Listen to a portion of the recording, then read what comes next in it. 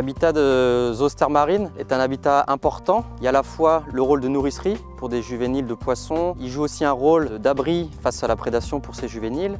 Il a aussi d'autres rôles, par exemple pour les mollusques comme les seiches qui trouvent un support naturel pour frayer.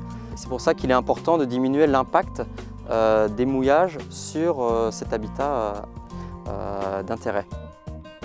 Le parc marin est venu nous voir en nous proposant ce partenariat de renouvellement de l'occupation du territoire en favorisant l'implantation de mouillages innovants en test sur une durée de 3 ans. Ce qui est intéressant dans cette démarche de mouillage innovant, c'est qu'on est dans un cadre, dans un processus environnemental. Ça rentre dans la démarche qu'un port de plaisance doit adapter pour minimiser son impact sur le milieu naturel.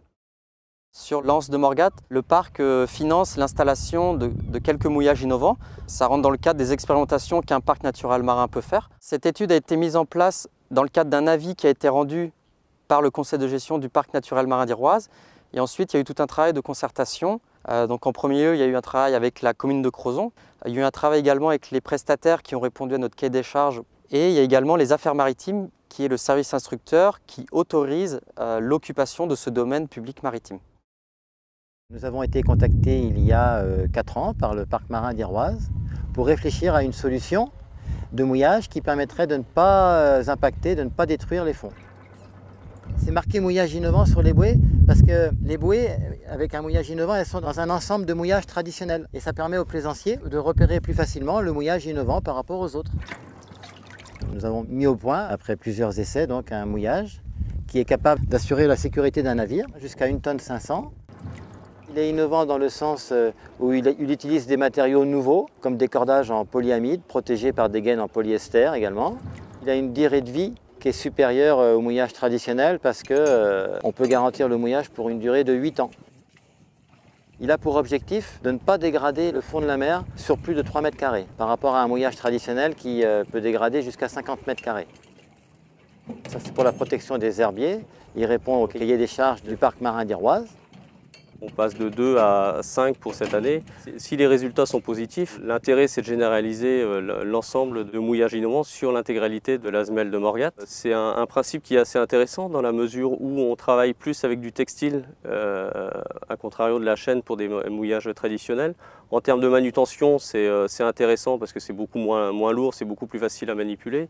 En termes de coût, d'après les premières estimations par l'intermédiaire de la société Bretagne Plongée qui nous fait l'installation, on est sur des coûts similaires à un mouillage traditionnel.